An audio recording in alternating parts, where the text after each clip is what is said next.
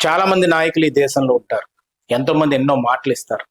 మన ఆంధ్రప్రదేశ్లో అయితే 2019 నుంచి 2024 వరకు ఇష్టం వచ్చినట్టు మాటలు ఇచ్చారు. మాటలు ఎలాంటి మాటలు అంటే, నేను వచ్చిన వెంటనే జాబ్ క్యాలెండర్ ఇస్తాను, నేను వారంలోనే సిపిఎస్ని రద్దు చేస్తాను, ఎంతో మందికి జాబులు ఇచ్చి యువకులు ముందుకు నడిపిస్తానని చెప్పి అబద్ధం మాటలు చెప్పి 2019లో వైఎస్ఆర్సీపీ ప్రభుత్వం వచ్చి 2024కి అబద్ధం మాటలు గోడలన్నీ పగిలిపోయాయి కాబట్టే 11కి వెళ్ళి ఇంట్లో కూర్చున్నారు. కానీ యువగలంలో నారా లోకేష్ గారు ఒక క్రెడిబిలిటీతో మాట ఇచ్చాడు, ఒక అకౌంటబిలిటీతో ఒక మాట ఇచ్చాడు. అకౌంటబిలిటీ, క్రెడిబిలిటీ ఉంటేనే మాట మీద నిలబడే నాయకుడు మళ్ళీ మనకు వచ్చాడని చెప్పి ప్రజలందరూ కూడా తెలుగుదేశం పార్టీని ఆ యువగలం జోరుతోటి, ఆ యువగలం ప్రభంజనంతో నారా లోకేష్ గారు ఆ రోజు ఇచ్చిన మాట మీద నమ్మి యువకులందరూ నడిచి ఈరోజు ఆయన నమ్మి ముందుకు అడుగేస్తే ఆయన ఆ మాటను నిలబెట్టుకున్నాడు.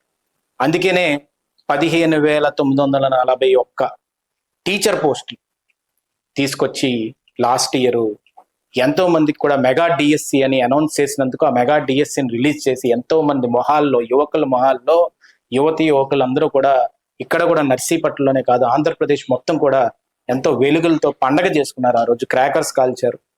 మాకు అట్ లాస్ట్ ఉద్యోగాలు వచ్చాయి, అది నారా లోకేష్ గారు మాట ఇచ్చారు కాబట్టి వచ్చాయని చెప్పి అందరూ కూడా ఆ రోజు సెలబ్రేట్ చేసుకున్నారు. తర్వాత చూసుకుంటే కానిస్టేబుల్ ఉద్యోగాలు 6,096 ఉద్యోగాలు, అన్ని ఉద్యోగాలని కూడా తీసుకొచ్చి లాస్ట్ ఇయర్ ఒక పండగ వాతావరణం తీసుకొస్తే ఈరోజు 10,060 ఉద్యోగాలు మన కోసం అని చెప్పి ఈరోజు జాబ్ క్యాలెండర్ రిలీజ్ చేసి, ఆ జాబ్ క్యాలెండర్ రిలీజ్ చేయడంతో పాటు డేట్ వైజ్ ఇవ్వడం, అంటే మే 15ని ఇన్ని ఉద్యోగాలు ఇవ్వబోతున్నాను, అలాగే మళ్ళీ ఆగస్టు 15ని ఇవ్వబోతున్నాను స్వతంత్ర దినోత్సవం అప్పుడు, మళ్ళీ సెప్టెంబర్లో ఇవ్వబోతున్నాను 15వ తారీఖుని, అక్టోబర్లో ఇవ్వబోతున్నాను 15వ తారీఖునని మాటిచ్చి మాట తప్పకుండా మాట మీద నిలబడి డేట్లతో సహా చెప్పిన ఏకైక క్రెడిబిలిటీ ఉన్న ఏకైక నాయకుడు నారా లోకేష్ గారు అనేది ఈరోజు ఆంధ్రప్రదేశ్ ప్రజానికం మొత్తం కూడా, యువకుల మొత్తం కూడా, ఇప్పుడు జెన్జీ జనరేషన్ మొత్తం కూడా మాటిస్తే మాట మీద నిలబడతాడు అనేది గుర్తుపెట్టుకోవాల్సిన అవసరం ఎంతైనా ఉంది నారా లోకేష్ గారి గురించి. అలాంటి నాయకత్వంలో మీ అందరం కూడా పనిచేస్తున్నందుకు ఎంతో గర్వంగా అనిపిస్తుంది. ఈరోజు సుమారుగా 21,955 ఉద్యోగాలు ఈరోజు లాస్ట్ ఇయర్ ఇస్తుంతో, దాంతో పాటు ఈరోజు 10,060 ఉద్యోగాలు మళ్ళీ జాబ్ క్యాలెండర్ కింద రిలీజ్ చేసి, దాంతో పాటు ఆర్సెల్ మిట్టల్ ఈరోజు స్టీల్ ప్లాంట్ ని ఉక్కు కవచం కింద, ఉక్కు సంకల్పంతో ఒకే ఒక జూమ్ కాల్ తో, ఒకే ఒక వాట్సాప్ కాల్ తోటి ఆ స్టీల్ ప్లాంట్ ని 1,50,000 కోట్ల ఇన్వెస్ట్మెంట్ తోటి ఇక్కడ తీసుకొచ్చి పరోక్షంగా మనకి డైరెక్ట్ గా, ఇండైరెక్ట్ గా ఈరోజు చూసుకుంటే సుమారుగా 1,00,000 ఉద్యోగాలు కల్పించే విధంగా, యాన్సిలరీ ఫ్యాక్టరీస్ వచ్చే విధంగా అనకాపల్లి జిల్లాను డెవలప్ చేస్తున్నందుకు ఆయనకి హృదయపూర్వక కృతజ్ఞతలు తెలుపుకుంటున్నాను. ఇవాళ ఉత్తరాంధ్ర గౌరవం ఈరోజు ఆర్సెల్ మిట్టల్ ఫ్యాక్టరీ, స్టీల్ ప్లాంట్, అలాంటి గౌరవాన్ని నిలబెట్టడానికి నారా లోకేష్ గారు ఉక్కు సంకల్పంతో ముందుకు అడుగేస్తున్నందుకు ఆయనకు అందరూ కూడా ఈరోజు తోడుగా నిలిచి, ఉత్తరాంధ్ర ప్రజానికం మొత్తం కూడా ఆయనతోటి నిలబడి, ఆయన మాట మీద నిలబడే తత్వాన్ని ముందుకు నడిపించి,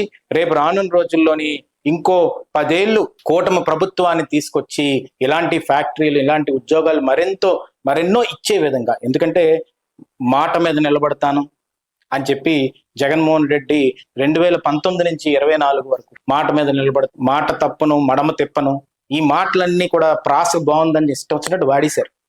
ఆ ప్రాసకి ఈరోజు ఫుల్ స్టాప్ పెట్టిన ప్రజానికం ఒక్కసారి మేలుకొల్పి ప్రతి ఒక్క గ్రామంలోని చెప్పవలసిన అవసరం, బాధ్యత మన యువకులందరికీ ఉంది. అందుకని యువగలం పాదయాత్ర అనేది చిన్న విషయం కాదు. యువగలం పాదయాత్రలో ఇచ్చిన ప్రతి మాట ఆయన గుర్తుపెట్టుకున్నాడు, రెడ్ బుక్ తో సహా గుర్తుపెట్టుకున్నాడు. లా అండ్ ఆర్డర్కి అగేన్స్ట్ వెళ్ళిన వాళ్ళని కూడా ప్రతి ఒక్కరికి కూడా వెంటాడుతున్నారు ప్రభుత్వం తరపున లా అండ్ ఆర్డర్, అది కూడా కన్ఫైన్ అయ్యి లాకి. అలాగే ఈ రోజు జాబ్ క్యాలెండర్ విషయంలో కూడా మాట తప్పలేదు. ఈ రోజు టీచర్స్ ఉద్యోగాల విషయంలోని మెగా డిఎస్సి ఇచ్చి మాట తప్పలేదు, కానిస్టేబుల్స్ కి ఉద్యోగాలు ఇచ్చి మాట తప్పలేదు, జాబ్ క్యాలెండర్ కూడా డేట్ వైజ్ ఇచ్చి ఇప్పుడు మాట తప్పలేదు. అందుకనే నేను నిక్కచ్చిగా, నిజాయితీగా మాట మీద నిలబడి, మాట తప్పకుండా, మడమ తిప్పకుండా, ఒక బల్ల గుద్ది కొండ బద్దలు కొట్టి నేను ఇది చేస్తాను అని చేసి చూపెట్టే నాయకుడిని మనం నారా లోకేష్ గారిలో చూడొచ్చు అని చెప్పి ఈ సందర్భంగా చెప్పదలుచుకుంటూ, భవిష్యత్తులో నారా లోకేష్ గారిని అన్ని విధాలుగా కూడా ముందుకు నడిపించి మరింత ఎన్నో జాబులు వచ్చే విధంగా, ఎందుకంటే విశాఖపట్నం కూడా ఈ రోజు మొత్తం సిటీ ఆఫ్ డెస్టినీని ఈ రోజు మొత్తం దేశంలోనే కాదు ప్రపంచ వ్యాప్తంగా కూడా సుందర పిచ్చై కూడా అక్కడ నించొని తన సొంత ఊరైన తమిళనాడు స్టేట్ కూడా వాళ్ళ ఫ్యాక్టరీని పెట్టుకులే గూగుల్ డేటా సెంటర్ని ఈ రోజు వైజాగ్ లో పెట్టించేలా చేసింది నారా లోకేష్ గారు. అక్కడికి వెళ్ళి అమెరికాకి వెళ్ళినా కూడా, డావోస్కి వెళ్ళినా కూడా ఎన్ని కంపెనీస్ తో మాట్లాడాం, ఎంతమంది తోటి మనం డీల్ చేసాం, ఎన్ని ఉద్యోగాలు వస్తున్నాయి దాని మీద రివ్యూ చేసుకోవడం కానీ, అలాగే మధ్యాహ్న భోజ పథకంలోని ఏదన్నా కానీ ట్రాన్స్పరెన్సీని మిస్ అవుతే ఆ స్కూల్కి వెళ్ళి స్వయంగా ఆయన అన్నం తిని ఆ మధ్యాహ్నం భోజనం పథకం కూడా అన్ని విధాలుగా కూడా టీచర్స్ సరిగ్గా చూసుకుంటున్నారో లేదో కూడా చూసుకొని హాస్టల్స్కి వెళ్ళి విజిట్లు చేసి ఇలాంటి నాయకుడు ఉండడం అదృష్టంగా భావిస్తూ రేపు ఆయన ఉత్తరాంధ్రకి రావడం జరుగుతుంది.